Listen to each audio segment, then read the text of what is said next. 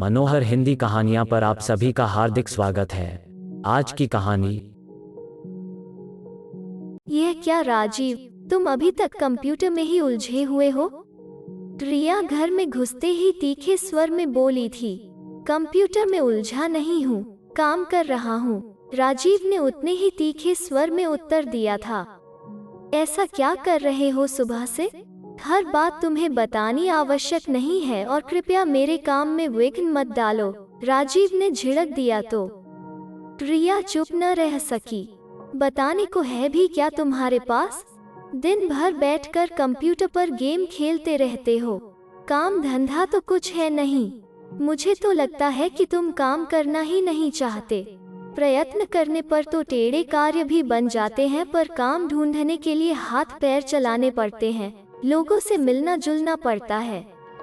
तो अब तुम मुझे बताओगी कि काम ढूंढने के लिए मुझे क्या करना चाहिए? ठीक कहा तुमने, मैं होती कौन हूँ तुमसे कुछ कहने वाली। मैं तो केवल घर बाहर पिसने के लिए हूँ। बाहर काम करके लौटती हूँ तो घर वैसे का वैसा पड़ा मिलता है। ओह, मैं तो भूल ही गया था कि अब तुम ही तो घर की कमाऊ सदस्य हो। मुझे तो सुबह उठते ही तुम्हें साष्टांग प्रणाम करना चाहिए और हर समय तुम्हारी सेवा में तत्पर रहना चाहिए। मैं अपनी तरफ से भरसक प्रयत्न कर भी रहा हूँ कि महारानी जी को कोई कष्ट न पहुँचे, फिर भी कोई कोर कसर रह जाए तो क्षमा प्रार्थी हूँ। राजीव का व्यंग्यपूर्ण स्वर सुनकर छटपटा गई थी रिया।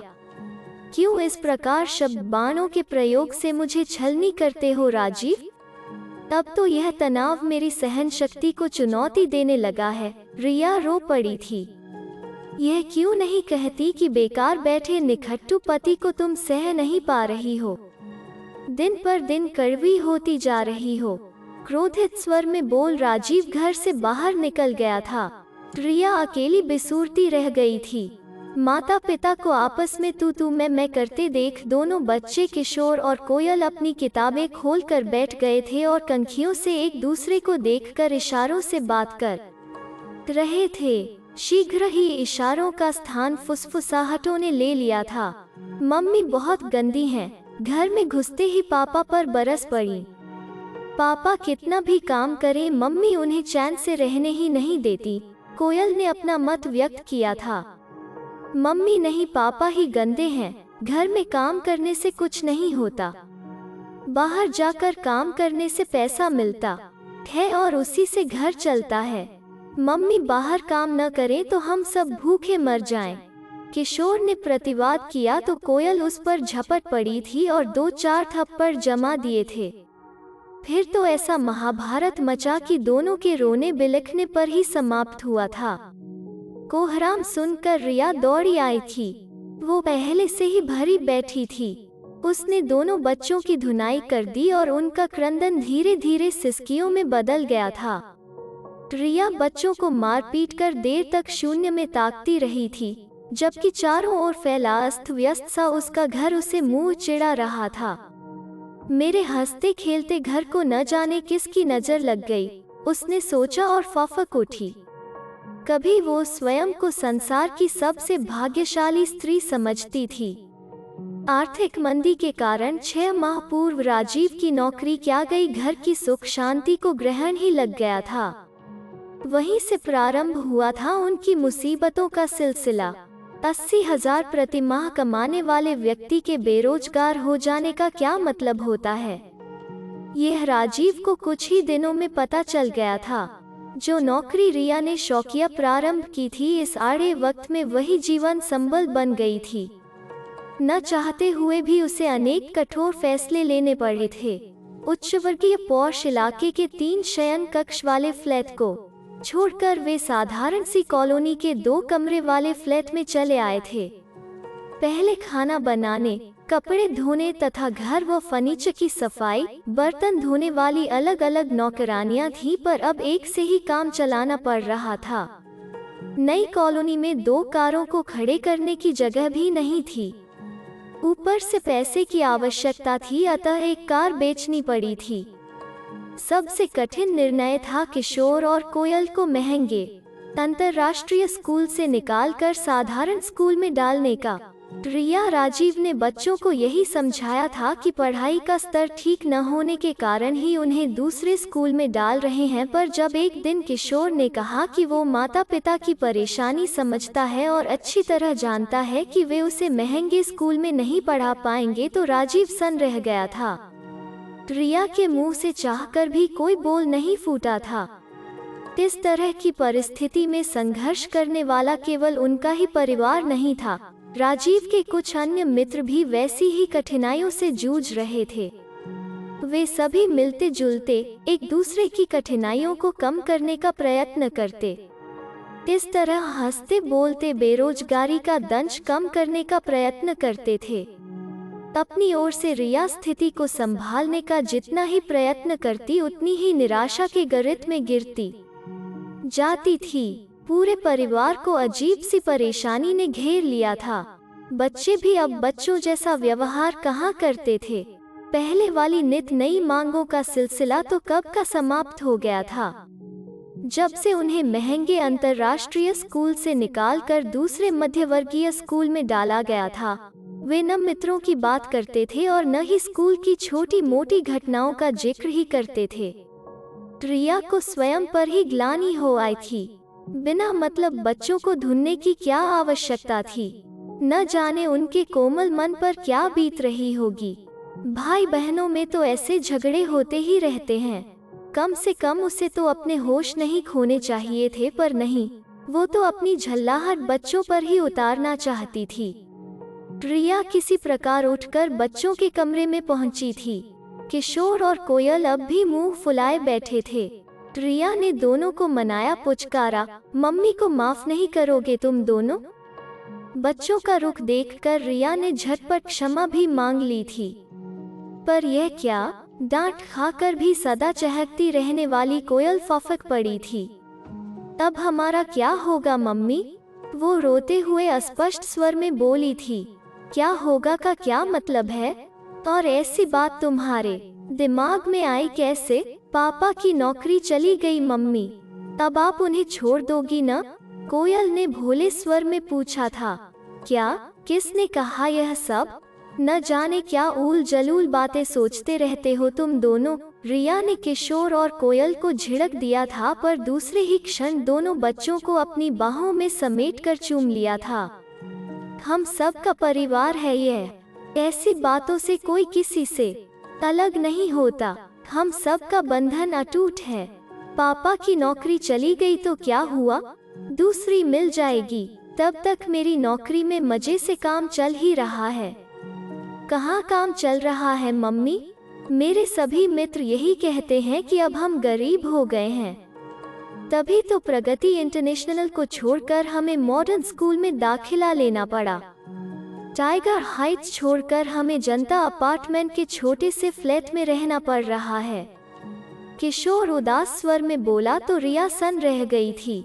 ऐसा नहीं है बेटे, तुम्हारे पुराने स्कूल में ढंग से पढ़ाई नहीं होती थी, इसीलिए उसे बदलना पड़ा। रिया ने समझाना चाहा था, पर अपने स्वर पर उसे स्वयं ही विश्वास नहीं हो रहा था।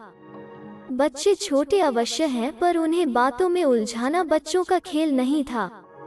कुछ ही देर में बच्चे अपना गृह कार्य समाप्त कर खा पी कर सो गए थे, पर रिया राजीव की प्रतीक्षा में बैठे हुए ऊँघने लगी थी। रात के 11 बज गए तो उसने मोबाइल उठाकर राजीव से संपर्क करने का प्रयत्न किया था। घर से रूठ कर गए हैं तो मनाना तो पड़ेगा ही, पर नंबर मिलाते ही खाने की मेज पर रखा राजीव का फोन बजने लगा था। तो महाशय फोन यहीं छोड़ गए हैं। इतना गैर जिम्मेदार तो राजीव कभी नहीं थे। क्या बेरोजगारी मनुष्य के व्यक्तित्व को इस तरह बदल देती है? कब तक आंखें पसारे बैठी रहे वो राजीव के लिए? कल ऑफिस भी जाना है। इसी ऊहापोह में कब उसकी आंख लग गई थी, पता ही नहीं चला था। दीवार घड़ी में 12 घंटों का स्वर सुनकर वो चौंक कर उठ बैठी थी। घबरा कर उसने राजीव के मित्रों से संपर्क साधा था। कौन? रमोला। रिया ने राजीव के मित्र संतोष के यहाँ फोन किया तो फोन उसकी पत्नी रमोला ने उठाया था। हाँ रिया, कहो कैसी हो? सॉरी रमोला, इतनी रात गए तुम्हें तकलीफ दी, पर शाम 6 बजे के गए। राजीव अभी तक घर नहीं लौटे हैं। तुम्हारे यहाँ आए थे क्या? कैसी तकलीफ रिया? आज तो लगता है सारी रात आंखों में ही कटेगी। राजीव आए थे यहाँ। राजीव और संतोष ने साथ चाय पी। गपशप चल रही थी कि मनोज की पत्नी का फोन आ गया कि मनोज ने फांसी लगाकर आत्महत्या कर ली है।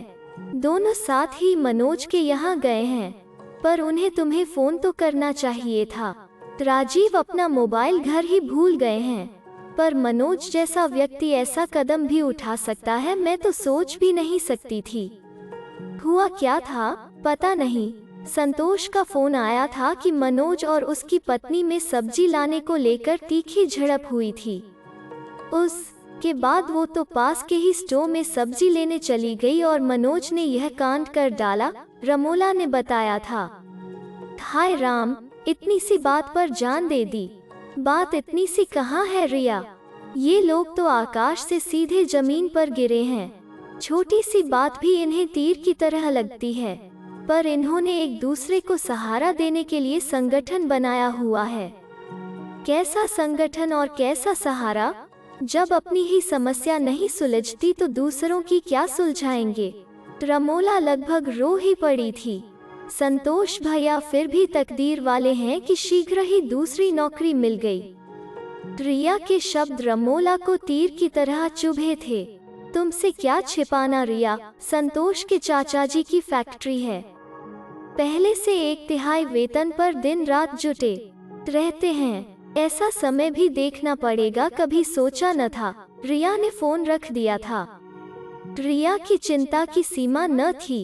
इतनी सी बात पर मनोज ने यह क्या कर डाला? अपनी पत्नी और बच्चे के बारे में भी नहीं सोचा। रिया पूरी रात सो नहीं सकी थी। उसके और राजीव के बीच भी तो आए दिन झगड़े होते रहते हैं। वो तो दिन भर ऑफिस में रहती है और राजीव अकेला घर में। उससे आगे तो वो सोच भी नहीं सकी और फफक कर रो पड़ी थी। राजीव लगभग 10 बजे घर लौटे थे। यह क्या है? कल 6 बजे घर से निकलकर अब घर लौटे हो। एक फोन तक नहीं किया। रिया ने देखते ही उलाहना दिया था। क्या फर्क पड़ता है रिया, मैं रहूं या न रहूं? तुम तो अपने पांवों पर खड़ी हो। ऐसी बात मुंह से फिर कभी मत निकालना, और किसी का तो पता नहीं, पर मैं तो जीते जी मर जाऊंगी। रिया फफक उठी थी। यह संसार ऐसे ही चलता रहता है रिया। देखो न, मनोज हमें छोड़कर चला गया, पर संसार अपनी ही गति से चल रहा है। न मनोज के जाने का दुख है और न ही उसके लिए किसी की आंखों में 2 आंसू। राजीव रो पड़ा था। पहली बार रिया ने राजीव को इस तरह बेहाल देखा था। वह बच्चों के सामने ही फूट फूट कर रो रहा था। रिया उसे अंदर लिवा ले गई थी। किशोर और कोयल आश्चर्यचकित से खड़े रह गए थे। तुम दोनों यहीं बैठो, मैं चाय बना लाती हूँ। रिया हैरान परेशान सी बच्चों को बालकनी में बिठाकर राजीव को सांत्वना देने लगी थी। वो नहीं चाहती थी कि राजीव की इस मनोस्थिति का प्रभाव बच्चों पर पड़े। ऐसा क्या हो गया जो मनोज हद से गुजर गया? पिछले सप्ताह ही तो सपरिवार आया था हमारे यहाँ। इतना हंसमुख और मिलनसार व्यक्ति अंदर से इतना उदास और अकेला होगा, यह भला कौन सोच सकता था? रिया के स्वर में भय और अविश्वास साफ झलक रहा था। उत्तर में राजीव एक शब्द भी नहीं बोला था। उसने रिया पर एक गहरी दृष्टि डाली थी और चाय पीने लगा था। मनोज की पत्नी और बच्चे का क्या होगा? रिया ने पुनः प्रश्न किया था। वो अब भी स्वयं को समझा नहीं पाई थी। उसके पिता आ गए हैं, वो ही दोनों को साथ ले जाएंगे। पिता का अच्छा व्यवसाय है, मेवों के थोक व्यापारी हैं। वो तो मनोज को व्यापार संभालने के लिए बुला रहे थे, पर यह जिद ठाने बैठा था कि पिता के साथ व्यापार नहीं करेगा। रिया की विचार श्रृंखला थमने का नाम ही नहीं ले रही थी। मनोज की पत्नी मंजुला अक्सर अपनी पुरातन पंथी ससुराल का उपहास किया करती थी। पता नहीं उन लोगों के साथ कैसे रहेगी। उसके दिमाग में उथल पुथल मची थी। कहीं कुछ भी होता था तो उनके निजी जीवन से कुछ इस प्रकार जुड़ जाता था कि वो छटपटा कर रह जाती थी। राजीव भी अपने माता पिता की इकलौती संतान है। वे लोग उसे बार बार अपने साथ रहने को बुला रहे हैं। उसके पिता बेंगलोर के जाने माने वकील हैं, पर रिया का मन नहीं मानता। न जाने क्यों उसे लगता है कि वहां जाने से उसकी स्वतंत्रता का हनन होगा। धीरे धीरे जीवन धर्रे पर आने लगा था। केवल एक अंतर आ गया था, तब रिया ने पहले की तरह कटाक्ष करना छोड़ दिया था। वो अपनी ओर से भरसक प्रयास करती कि घर की शांति बनी रहे। उस दिन ऑफिस से लौटी तो राजीव सदा की तरह कंप्यूटर के सामने बैठा था। रिया इधर आओ, उसने बुलाया था। वो रिया को कुछ दिखाना चाहता था। यह तो शुभ समाचार है। कब हुआ था यह साक्षात्कार? तुमने तो कुछ बताया ही नहीं। रिया कंप्यूटर स्क्रीन पर एक जानी मानी कंपनी द्वारा राजीव का नियुक्ति पत्र देखकर प्रसन्नता से उछल पड़ी थी। इतना खुश होने जैसा कुछ नहीं है। एक तो वो आधे से भी कम वेतन देंगे, दूसरे मुझे बेंगलोर जाकर रहना पड़ेगा। यहाँ नोएडा में उनका छोटा सा ऑफिस है अवश्य, पर मुझे उनके मुख्यालय में रहना पड़ेगा। यह तो और भी अच्छा है। वहाँ तो तुम्हारे माता पिता भी हैं। उनकी तो सदा से यही इच्छा है कि हम सब साथ रहें। मैं सोचता हूँ कि पहले मैं जाकर नई नौकरी ज्वाइन कर लेता हूँ। तुम कोयल और किशोर के साथ कुछ समय तक यहीं रह सकती हो। नहीं, न मैं अकेले रह पाऊंगी, न ही कोयल और किशोर। सच कहूँ तो यहाँ दम घुटने लगा है मेरा। मेरे मामूली से वेतन में 6-7 महीने से काम चल रहा है। तुम्हें तो उससे 2 गुना वेतन मिलेगा। हम सब साथ चलेंगे। कोयल और किशोर सुनते ही प्रसन्नता से नाच उठे थे। उन्होंने दादा दादी के घर में अपने कमरे भी चुन लिए थे। राजीव के माता पिता तो फोन सुनते ही झूम उठे थे। वर्षों बाद कोई शुभ समाचार सुनने को मिला है। उसकी माँ भरे गले से बोली थी और आशीर्वादों की झड़ी लगा दी थी। पर तुम्हारी स्वतंत्रता का क्या होगा? फोन रखते ही राजीव ने प्रश्न किया था। इतनी स्वार्थी भी नहीं हूँ मैं कि केवल अपने ही संबंध में सोचूं। तुमने साथ दिया तो मैं भी सबके खिले चेहरे देखकर समझौता कर लूंगी। समझौता? इतने बुरे भी नहीं हैं मेरे माता पिता। आधुनिक विचारों वाले पढ़े लिखे लोग हैं और मुझसे अधिक मेरे परिवार पर जान छिड़कते हैं। इतना कहकर राजीव ने ठहाका लगाया तो रिया को लगा कि इस खुशनुमा माहौल के लिए कुछ बलिदान भी करना पड़े तो वो तैयार है। अगर आपको यह वीडियो पसंद आया तो इसे लाइक कीजिए, शेयर कीजिए और इस चैनल को सब्सक्राइब कीजिए। धन्यवाद।